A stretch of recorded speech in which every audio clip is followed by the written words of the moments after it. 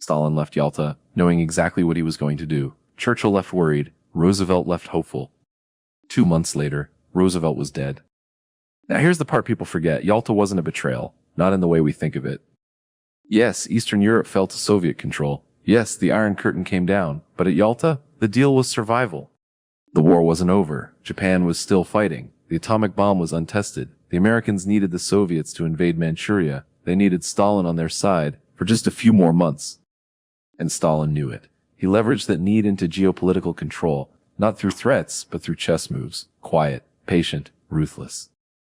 He took what was offered, then he took more. By 1946, Winston Churchill stood in Missouri and gave his famous speech. From Stettin in the Baltic to Trieste in the Adriatic, an Iron Curtain has descended across the continent. He was talking about Yalta, about what they had agreed to, and what Stalin had done with it. But the Americans didn't see it coming, not really. Truman inherited a deal he didn't make, and a world Roosevelt thought he could manage. For the next 45 years, Europe was split. 2 worlds, capitalism and communism, NATO and the Warsaw Pact, families divided, cities cut in half, entire generations born into a reality shaped by 3 men in a palace by the sea.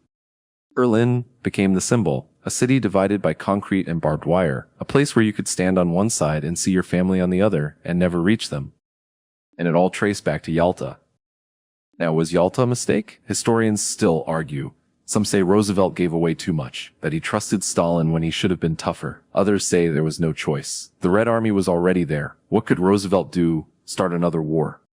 Churchill himself was torn. He hated the deal, but he signed it, because the alternative was worse. What we do know is this. Yalta wasn't a treaty. It was a conversation, a handshake, a set of promises that depended entirely on trust. And Stalin never intended to keep his word. Poland didn't get free elections. Neither did Hungary, or Czechoslovakia, or Romania. The governments were installed. The opposition was silenced. The borders were closed. By 1948, Europe was divided, and it would stay that way until 1989. Think about that. 44 years, 2 generations, all because of decisions made in 8 days. February 1945. The war in Europe is nearly over, but the real battle is just beginning. 3 men sit in a room overlooking the Black Sea. Churchill, Roosevelt, Stalin. They're not just ending a war, they're designing the world that comes after. This is Yalta, and what happened here, most people have forgotten. But Europe remembers, because Europe is still living with the consequences. Let me take you back. The Crimean resort town of Yalta was chosen for a reason. It was February, cold, bleak. Stalin insisted on Soviet territory. Roosevelt was dying, though few knew it yet. Churchill was exhausted, watching the British Empire crumble in real time. They met inside the Levadia Palace. Grand halls, marble floors. But beneath the chandeliers, tension you could cut with a knife. See, the Allies had a problem. Germany was collapsing. Fast. And whoever got there first would control what came next. The Americans and British were pushing from the west. The Soviets from the east. And in the middle, millions of people, entire nations, waiting to see who would liberate them or occupy them. Churchill saw it clearly. He knew Stalin. He didn't trust him. He warned Roosevelt privately, "We must be careful. The bear is hungry." But Roosevelt, he believed in diplomacy. He thought he could work with Stalin, build a partnership, a United Nations, a new world order based on cooperation. Stalin, he just smiled and took notes. Here's what they agreed to at Yalta, officially anyway. Germany would be divided into 4 occupation zones: American, British, French, Soviet. Berlin, deep inside Soviet territory, would also be split. Temporary, they said, just until things settled down. Poland, this one was brutal. Poland had been destroyed, invaded by both Hitler and Stalin in 1939. The Polish government in exile was in London, but Stalin didn't recognize them. He wanted a communist Poland, a Poland loyal to Moscow. Roosevelt and Churchill pushed back, but not hard enough. In the end, they accepted Stalin's terms. Poland's borders shifted west, millions displaced, and the government, Soviet-controlled. Stalin promised free elections. He promised democracy. Churchill didn't believe him. Roosevelt wanted to. Then there was the rest of Eastern Europe: Romania, Bulgaria, Hungary, Czechoslovakia, Yugoslavia.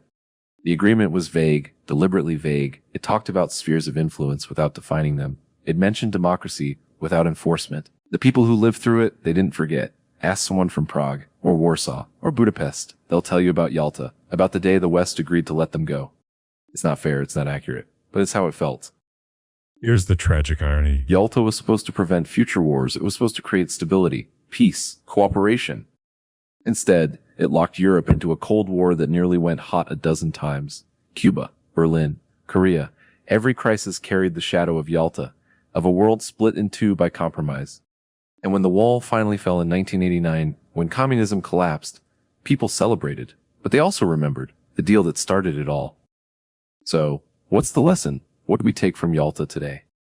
Maybe this. Diplomacy is messy. Peace doesn't come clean. Sometimes you make deals with people you don't trust, because the alternative is unthinkable. Roosevelt wanted peace. Churchill wanted survival. Stalin wanted power. They all got something, but not what they hoped for. Yalta wasn't a failure of diplomacy. It was a reminder of its limits. You can't negotiate your way out of history. You can only try to shape it and hope it doesn't break you in the process.